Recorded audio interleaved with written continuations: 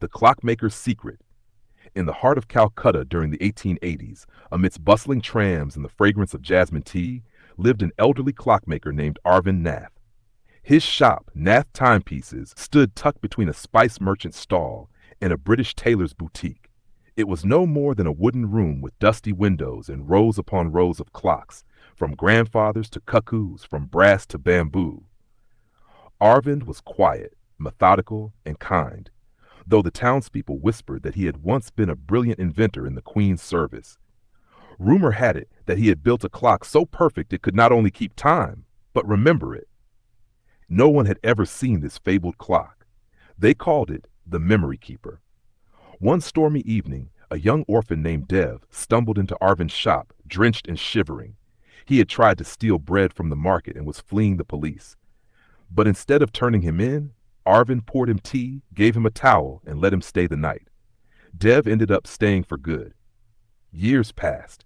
Dev learned the art of clockmaking, filing gears, oiling springs, balancing pendulums. Arvind became like a father. Yet in the attic of the shop, one door always remained locked. Dev asked about it once. "That room holds my greatest failure," Arvind said, "and my greatest love." He never spoke of it again. One day Arvind didn't wake up. He died quietly in his sleep at the age of 81. Dev was devastated. In the will, Arvind left everything to him: the shop, the tools, and a single brass key labeled attic. Dev hesitated for days before unlocking the door. Inside was a workbench covered in blueprints, journals, and one tall, covered object. He pulled away the sheet. It was a clock unlike any he had seen. Not ornate, but elegant. Its face was blank, and there were no hands. A small plaque at the bottom read, "To Amrita, so time may never steal you from me." Dev began reading the journals. Slowly, the story unfolded.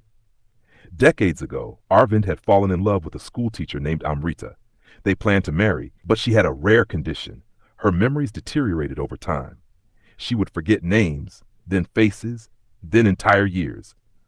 Arvind, desperate to hold on to her, built a clock designed to capture memory itself. He believed if he synchronized it with her heartbeat and daily presence, it would record moments, allowing her to replay and relive them. But it didn't work. Amrita forgot him.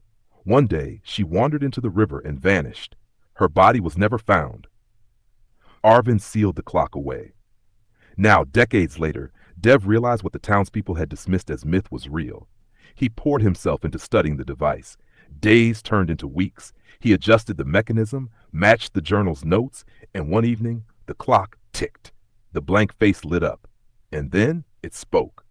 A soft female voice echoed, "Arvind, is that you?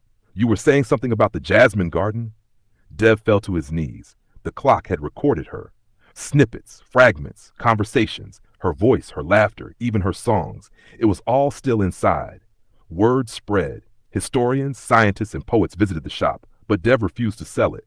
He placed the clock in the center of the shop, now renamed the Memory Keeper's Room, and opened it to the public every Sunday. People would sit, listen, remember their own lost ones. But Dev had a secret of his own.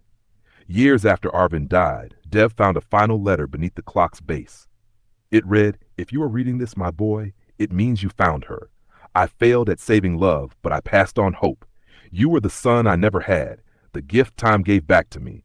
Promise me this, build your own clock, not for memory, but for the future." And so Dev did. He built a second clock, one with two hands. He placed it beside the original and inscribed, "For those yet to come, so time may never steal them either."